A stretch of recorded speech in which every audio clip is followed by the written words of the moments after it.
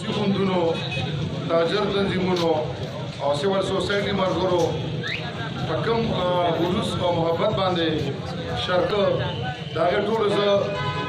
د کومینه شکریا ادا کوم او دا تمه لرم چې مونږ کوم په دې عوامي دې روچل شویو علم خان رپورټینګ کړی دی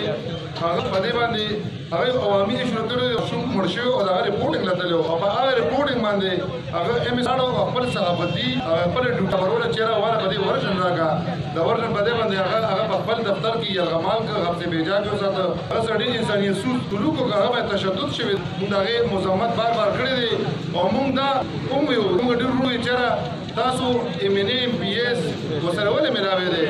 نو زمونږه د چارتي ام ان ام پی اس دی موږ په کار وکړو چې راشه چې موږ تاسو راغلو نو موږ لاړو او د خپل موقف دوټیغو چې نه رافاشتا نو مزه د دښمنیشته دی د 400 د 20 راغوم باندې کو او یو ماشوم مرشو او داغه د پلار پوډنګ د بار زموږ صحابیانو او سره دا ظلم شوی دی اوس انصاف تاسو آیا دا سره په تاسو پرې دی او په بدل تاسو پاره زه افسوس کوم چې ام ان ام پی داغه په بجای د 400 د غوامو بګار د 20 راغوم سوره دا سره بازي دا عوام خودت دي جادي باشوا باهمت او د اورټ په ذریعہ به هم دا بدل به اقتصاد در بیان دي او موږ د حکومت نه دا په کوم چې د ام اس سره دي تمام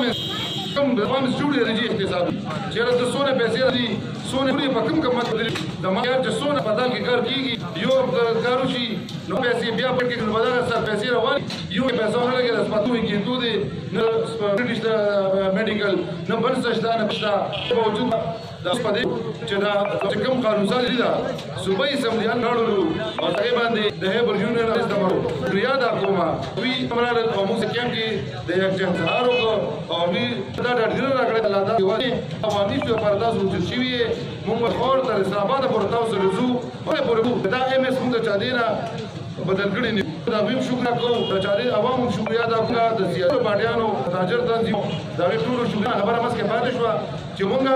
په صوبایي اسمبلی ته او موږ کلی کې موږ د پېښور صحابیانو واکاوټ او د واکاوټ یو رولینګ ورکړ او دا وی پر شکور قلندري عبدالکریم خان اختیار ولی او دغه دروازه لاړ شي او صحابیان زموږ نور دي نن کردار ادا کوي دوی زموږ خبري هایلایټ شي دوی مسله حل کې دوی جوړای والے هغه خلک زه افسوس پاو کې مری جو نه لګي چیرې دا دي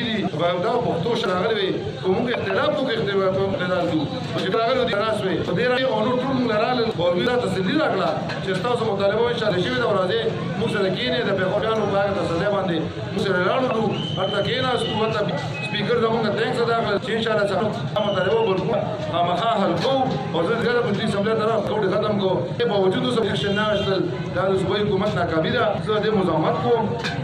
ان شاء الله دا کوم کوم نورو سیاسي باندې کوم تنظیمونو کوم سوسایټیز والا کوم تنظیمونو والا راغلي خبرونه جرنالست والا الکترونیک والا موږ راغلي دي دا مرزي میډیا والا زه ډېر اخلاص شکریا ادا کوم ان شاء الله زموږ په ډېر مهمه مدته د رواني موږ په وخت سره پلان برابر ان شاء الله دا یو پلان کوم څه ان شاء الله موږ منځ دوران کې د ډي سي اف سره پر کو بیا او بس بلکې کې ممکن ډېر مې ټول مرګورو یو جهان مننه